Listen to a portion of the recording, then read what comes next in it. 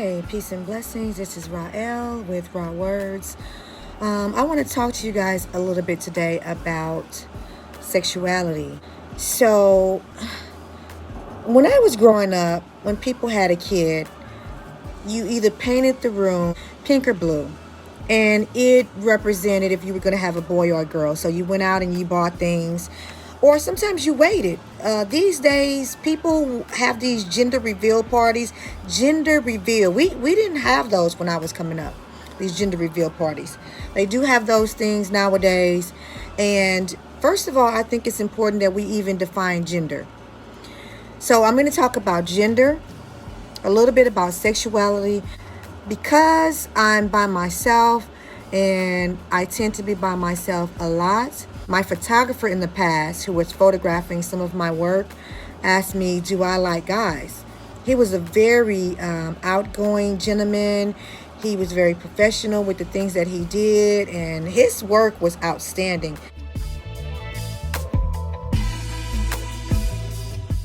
So I will tell you about that much later. But first, we're going to define gender. I will talk about my gender preference momentarily. Of course, there are same gender attractions. There are bi-gender attractions. There are the heterosexuals. There are all these alphabets that define people's preferences for sexual attraction or sexuality. And that can be a pretty extensive conversation. I don't know enough about it, and I don't want to step on any toes for those who choose not to connect with their assigned gender. So in studying psychology, I've had to write papers about people who are struggling with their gender identity because we are generally assigned a gender based on our reproductive system that we were born with. So most of us are born either male or female, and there still are hermaphrodites who are born with both sexes. And in my scientific studies, I found that the genital areas start off as a female reproductive system, and when you have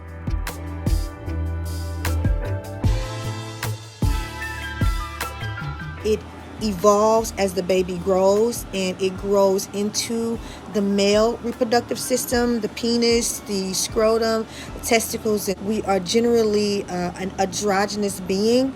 We are not assigned a sex or gender at that time.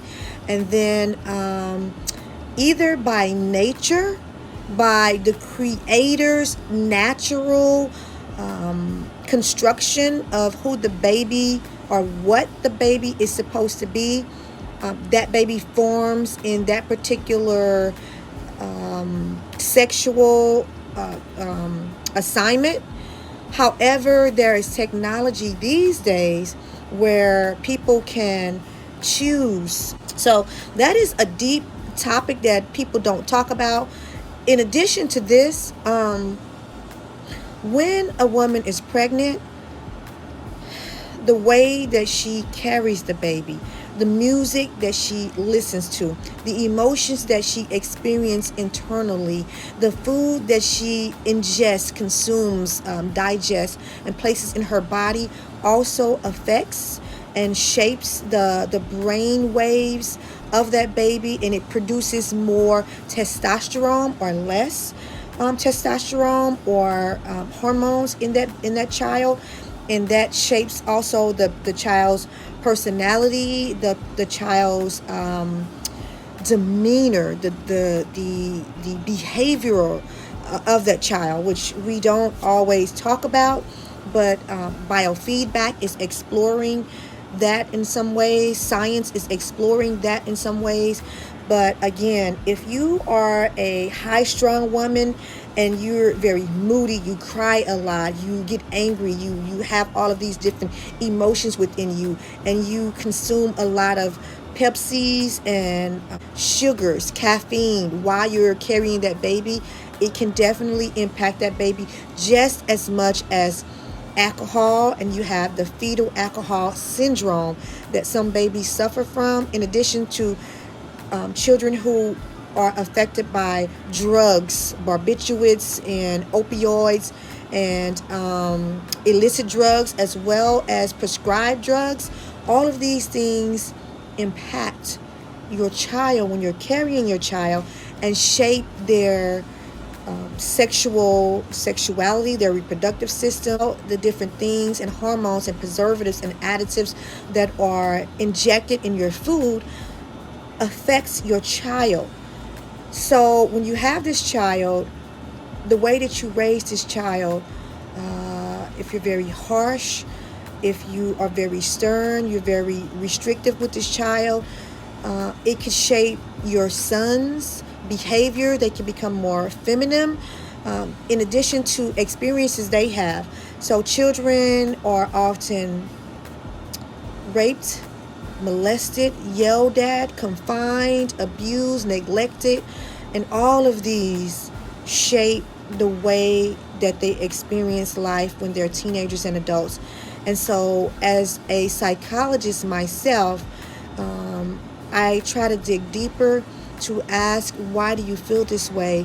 Where does this behavior stem from when you are choosing your gender or your personality or some type of a so-called abnormal behavior that you're experiencing with fears and phobias and these things? Because sometimes you're born with a mental health issue, but sometimes it's developed by traumatic issues that you experience in your life, and these shape your gender preferences.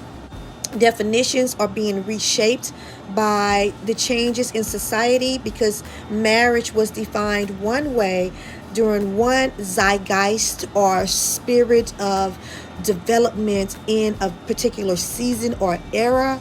And so we are in a different era where information is shaping our perception of things. For example, the definition of marriage, like I was getting ready to say.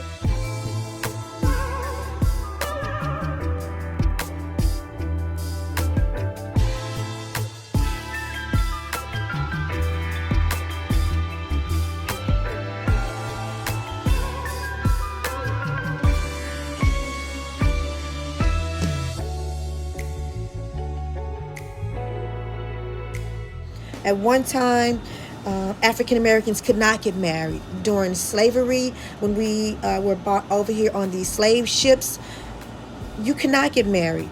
But in our respective countries from Africa, there were different practices on how marriage was instilled and practiced and formed. However, we were stripped of any type of marriages, any type of real lasting unions, because in an instant you could be taken away from your significant other or this person who you had this bond with, and so we couldn't get married.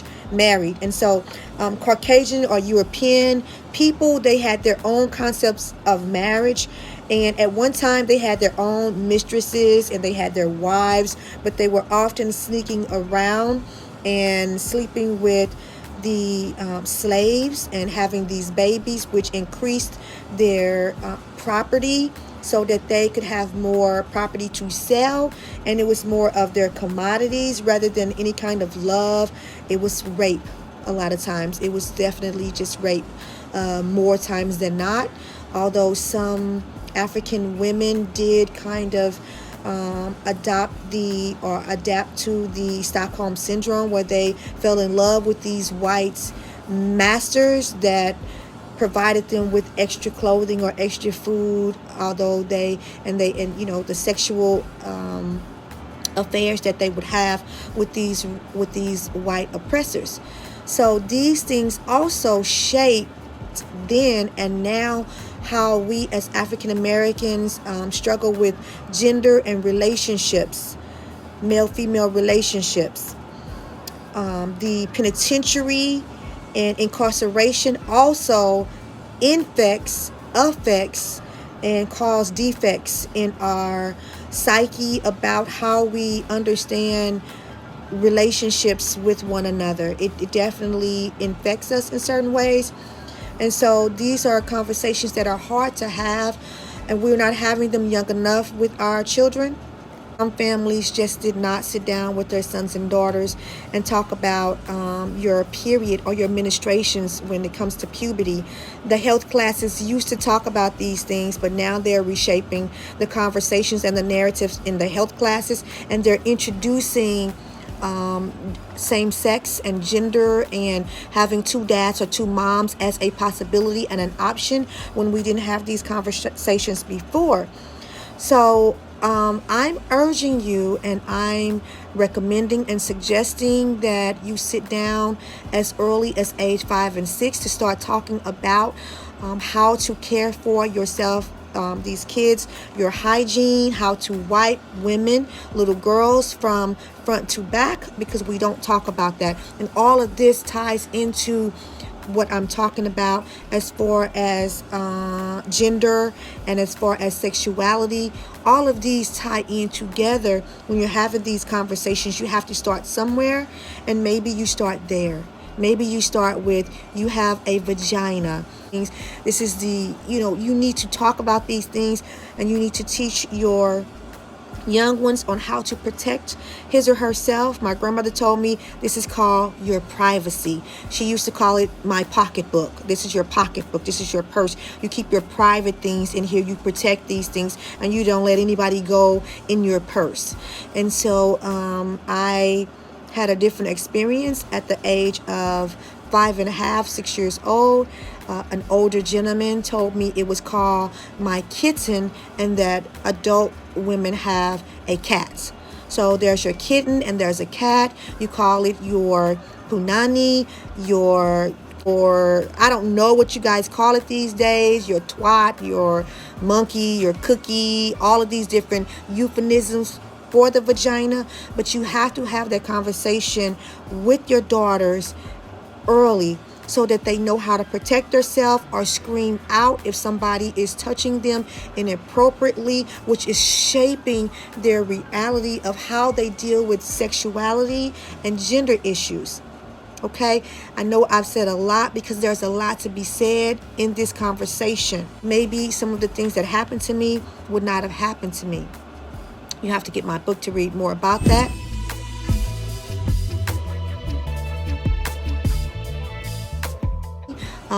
I don't think we talk enough about virginity and how that is very, very commendable for you to protect your virginity, for you to save your virginity, for you to understand what self-preservation is, and that you don't have to share, that it's okay to say no. When you face peer pressure, what will you do? What will you say?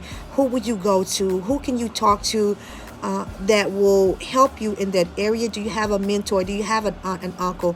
And sadly, when you share that you feel a certain kind of way sexually, sometimes it's that very aunt or uncle that you go to who betrays you. I actually was working for an organization, and I got a curriculum that talked about maturity. It talked about the different stages of development with boys and girls. It talked about puberty. And it also stated in there that everybody masturbates. I think that that is a fallacy, and I don't think that we should be teaching children that everybody masturbates and that it's okay. Not that I'm saying that you should beat up people who practice that. Understand, as a grandmother, that babies do explore their bodies and they touch it and things of that nature. I don't think that you should slap their hands and say you're nasty. Don't do that, because now they feel embarrassed about their genital area and they don't recognize how to take care of it, which all of that is so very important to talk about, because again, it shapes the way you view sex, your gender, sexuality, how you form relationships with your friends, and how you maintain relationships with your family. This is a very important topic. I don't have any notes. I'm coming strictly from the top of my head and from the bottom of my heart with this subject, because so many people are struggling with their identity, and we have been hijacked. Identity crisis is huge, not just because you're getting your credit and your money stolen from you, but you're getting your identity, who your assigned purpose that God has given you is being reshaped by man. if you don't believe in the Creator who gave you a purpose and a plan when He implanted you inside of your mother's womb, whether you were given away or whether you were a product of rape and your parent decided to keep you, you were still given everything within inside of you by the Almighty Creator to be and to do whatever that's inside of you. And it's so important that you find that person to help to cultivate who that self is. And that's why it's so important when you hear the phrase, know thyself, recognize who you are and whose you are. And that gender is a big part of that. Sexuality is a tremendous part of that. And so many times oh my goodness, I have so much in my head and my heart about this, because I see parents allowing their children to steer and guide their own self in that area. And that can be as irresponsible as giving your 7-year-old the keys to a vehicle that you're saving for that child. So even though you might have this 1977 classic Chevy that you want to give to your child, that child is not responsible enough to take those keys. And so you have to teach that person, that child, that daughter or that son, how to be ready to accept that, and not to allow them to take those keys and drive it or shape it the way they think that they should.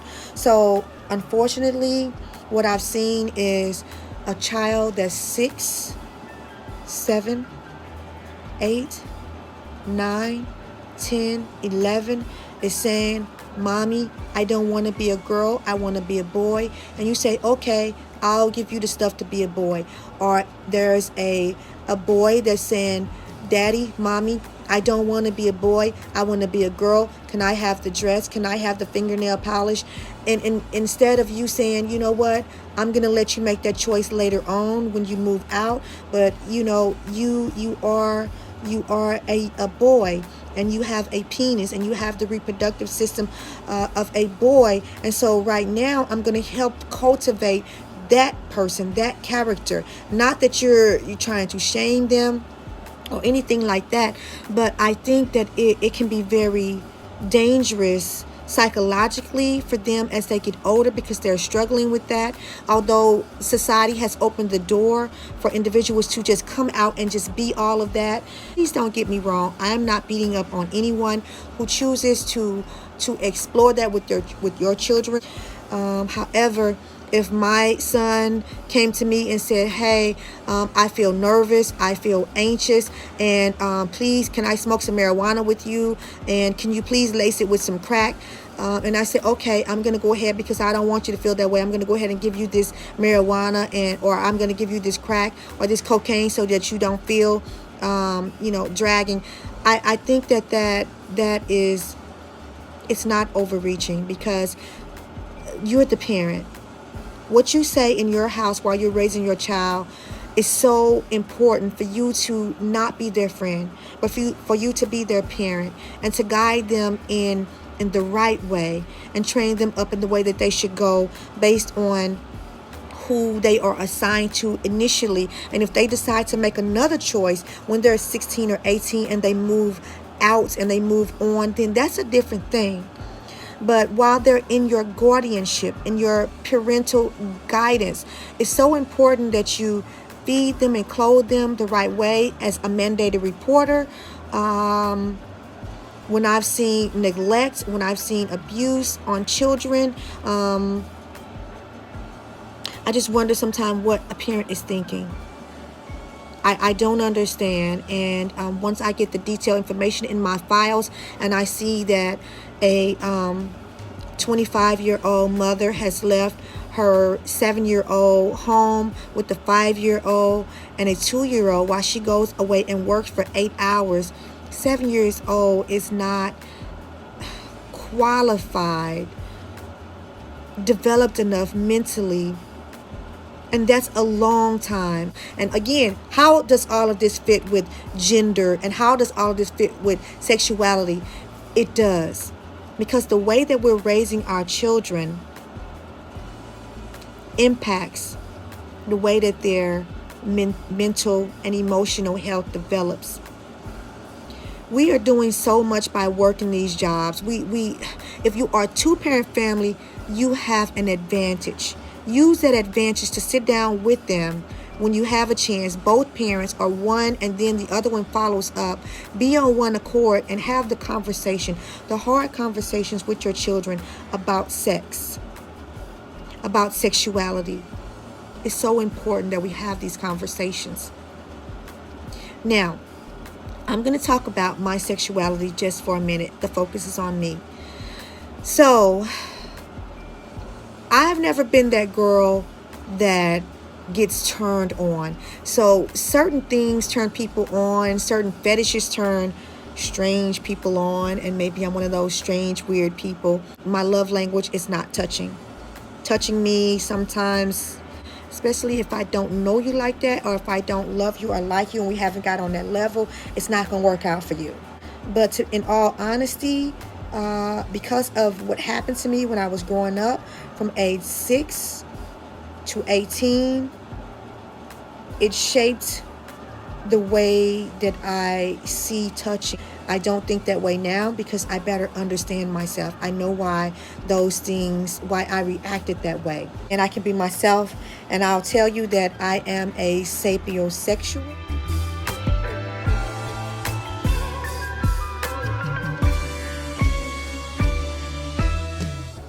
And so what draws me in is your knowledge, is that you have a vocabulary, you have language that can draw me in. But I have to be careful because just like any other kind of sexual tools that people use to persuade people, that can also be used to persuade myself or other people who are turned on by knowledge and information. I like knowing facts. And I'm going to go research it. So you can say all that stuff all you want to, but if I go look it up and I feel like you pontificating, you just rattling off things to sound bright and smart and all that kind of stuff, because I can feel that now. I can feel if you're genuine and you're sincere and you're passionate about what you're talking about. Now, that could be crazy and goofy, but some people have a foot fetish. They can look at your feet and they want to suck your toes. Or some people have a ear fetish. They want to suck on your earlobes. Or some people are fascinated by food. I don't like it. I'm not into that kind of thing. But you need to know yourself. What is your sexual language? What are you attracted to? And you need to know the person who you are getting involved with. So this conversation is not for children, but it's about adults teaching your children, helping them to understand who they are, speaking a language that's age appropriate, and helping them to guard themselves, and helping them to connect with the right people, places, and things like that. So again, I am celibate, and I'm glad to say that. It's been 4 years and some change now.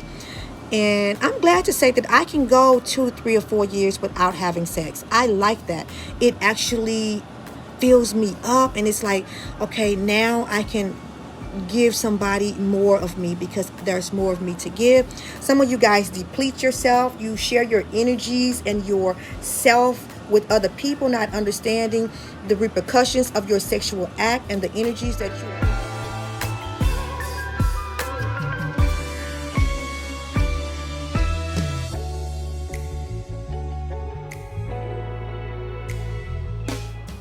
What I was saying is, know who you're transferring your energy into and whose energy you are absorbing. Maybe you connected with some of these people via some of these social media platforms, and so it's not just that you're getting, you could risk your life, first of all, your physical life, but your sexual health life, because you don't know what these people carry as far as diseases and stuff like that. But in addition, your spiritual self. I didn't know this when I was younger, and I'm so grateful to develop it now. And I want to help you. I want to share it with you, and I want you to research it if you don't believe it. But the sexual energies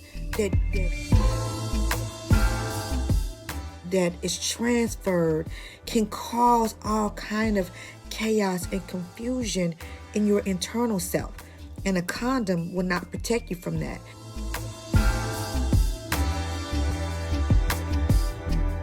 Because it's not about the condom. Now, a condom definitely use that if you are willing to wait. Napoleon Hill said it in his Think and Grow Rich book. I think it was chapter 13. I'm just going with 13 because that's my favorite number, even though people hate on that number.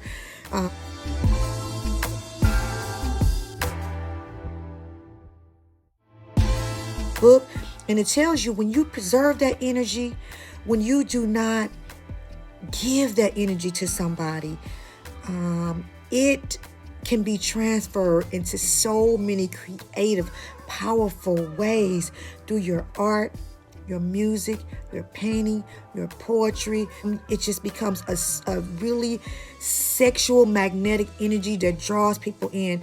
If you see people falling out or crying about your music, your poetry, your painting, your work ethics, or whatever it is, when you channel that energy into that, it is very powerful. It is a very powerful thing, and you have to be careful on how you use that, because if you know that you have this ability, this gift, this power of attraction, you have to be very careful how people are drawn to you, because they're drawn to the gift in you, the God in you, the energy in you, and not just your external self.